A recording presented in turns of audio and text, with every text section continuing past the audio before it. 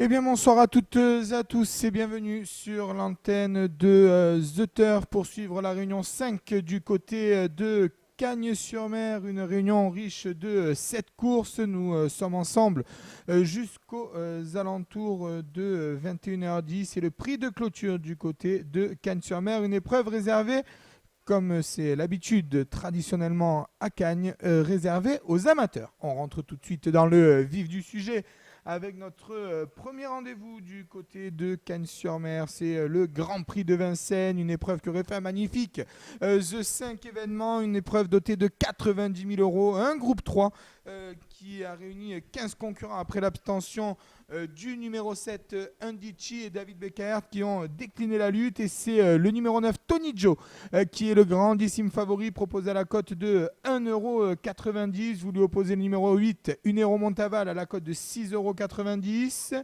Voilà ce qu'il en est pour les deux principaux favoris de cette épreuve. Joué également en Vasco de Viette, le numéro 11 à la cote de 12 €.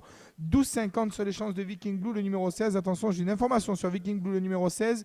Ce n'est absolument pas la course visée pour Viking Blue, qui aura un bien meilleur engagement très prochainement du côté de Paris-Vincennes. Allez, les concurrents qui sont sous les ordres, ils vont s'élancer.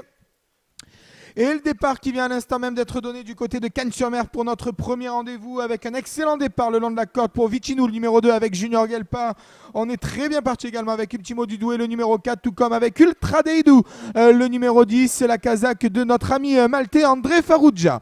On est bien parti également à l'extérieur avec le numéro 3, Vanae des Voirons, tout comme avec le numéro 11, Vasco de Viette, où se trouve Tony Joe, le grandissime favori de l'épreuve, le numéro 9. Il se retrouve actuellement en 6-7e position. Il a pris le sillage du Nero Montaval, le numéro 8, qui est associé à Franck Nivard. Au second poteau, c'est Bocage d'Ortige, le numéro 14, qui a pris le meilleur des départs, et alors qu'on a déjà disqualifié le numéro 15, Probo Hop. Le premier tournant de l'épreuve, à savoir le tournant du loup, et c'est Vicinou, le numéro 2, muni de son débouche-oreille jaune, qui a le meilleur avec Junior Gelpa, déféré des 4 pieds pour l'occasion. À son extérieur, l'on retrouve Vanae des Voirons, le numéro 3, avec Jean-François Senet. La troisième place occupée le long de la corde par Ultimo Dudoué, le numéro 4, qui a un excellent parcours. Il est suivi, comme son nom, par Ultra Deidou, le numéro 10. On vient ensuite avec le numéro 11, Vasco de Viette, qui ramène dans son sillage le numéro 8, Unero Montaval, qui lui-même ramène le grandissime favori de l'épreuve, à savoir le numéro 9, Tony Joe. On est sur une quatrième ligne côté corde avec Ten Winner, le numéro 5, ainsi qu'avec dans son sillage Perfect Power, le numéro 1. Les concurrents des 25 mètres n'ont toujours pas fait leur effort. Avec Vanet Dévorant, le numéro 3, qui a relayé à l'instant même Vicinou, le numéro 2, dans le tournant de la cantine, et qui a le meilleur, une franche longueur d'avance sur donc Vicinou, le numéro 2, ce représentant de la Kazakh Gelpa, qui en a déjà débouché les oreilles. Ouh là là, ça sent pas très bon pour ce numéro de Vicinou. En troisième position, Ultimo Dudoué, le numéro 4, qui précède Ultra Deidou, le numéro 10, qui a un excellent parcours. On vient ensuite à l'extérieur avec le numéro 8, il s'agit du Nero Montaval et Franck Nivard, qui ramène sur un plateau le numéro 9, Tony Joe. On vient ensuite avec Bocage d'Ortige, le numéro 14, qui ramène Viking Blue, le numéro 16. Un tour de piste complet effectué pour Vanae Devoran, le numéro 3, qui a la tête et la corde. Dans son sillage, Vicinou, le numéro 2. À leur extérieur, Unero Montaval, le numéro 8, avec lequel Franck Nivard doit pianoter. En quatrième position, c'est le numéro 4, Ultimo Dudoué, qui précède encore le numéro 9, Tony Joe. Ultra Deidou, le numéro 10, se retrouve sur un quatrième rang côté corde, précédant Bocage d'Ortige, le numéro 14, et Viking Blue, le numéro 16. Le début de la ligne d'en face pour Vanae des Voirons, le numéro 3, qui a le meilleur avec Jean-François Senet, et qui semble aller encore librement à cet instant du parcours. Unero Montaval, le numéro 8, commence à accélérer. On vient en troisième position avec le numéro 2, Vicinou. Le numéro 9, Tony Joe, a eu un excellent parcours. Attention à lui, on se décale de la corde maintenant avec Nicolas Hench et Ultimo Dudoué, le numéro 4. Et on va tenter de suivre sa progression avec le numéro 10, Ultra Deidou. Direction le tournant final. Vicinou est complètement battu le long de la corde avec Junior Gelpin. Et c'est toujours Vanae des Voirons, le numéro 3, qui a le meilleur et qui va tenter de faire un truc dans cette épreuve. Attention, Ultimo Dudoué, le numéro 4, qui a trouvé le passage. Unero Montaval, le numéro 8, vient maintenant, et on s'est décalé du siège d'Unero Montaval avec le numéro 9, Tony Joe, et Christophe Martens, qui vient dans une plaisante action, tout comme le numéro 14, Bocage d'Ortige.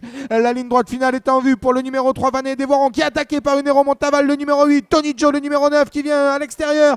Attention à Ultimo Dudoué, le numéro 4, et surtout à Bocage d'Ortige, le numéro 14. La ligne droite finale avec Unero Montaval, le numéro 8, qui va tenter de repartir, mais le numéro 9, Tony Joe, Joe de plus en plus fort. Tony Joe, le numéro 9 qui prend le meilleur sur le numéro 8, Unero Montaval qui n'en peut plus. On finit bien à l'extérieur avec Bocage d'Ortige, le numéro 14. Avec Tony Joe, le numéro 9 qui va s'imposer dans cette épreuve très plaisamment. La deuxième place sera pour le numéro 14, Bocage d'Ortige.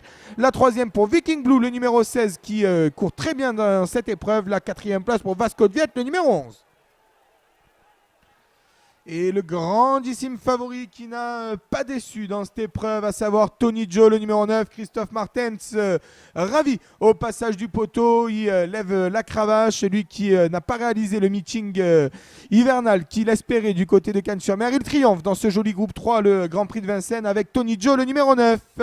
Tony Joe qui était proposé à la cote finale de 2,20 €. La deuxième place pour Bocage d'Ortige, le numéro 14, 31,81 €.